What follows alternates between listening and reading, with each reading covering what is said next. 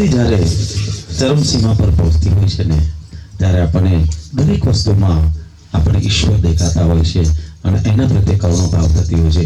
એવો એક સરસ મજાનો પાતીગળ ભજન લઈને આવી રહ્યા છે આપણા મિલિબેન ચૌહાણ અને એમનું મુખડું છે કારેલામાં મેં તો ઈશ્વર જોયા રે. આવો સાંભળીએ મિલિબેન ચૌહાણને.